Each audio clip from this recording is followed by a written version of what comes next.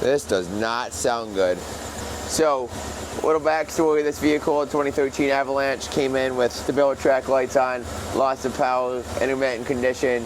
We duplicated the condition, and it turns out Matthew is better at diagnostics than I am, so let's hear what he found. Found a huge vacuum leak on the intake.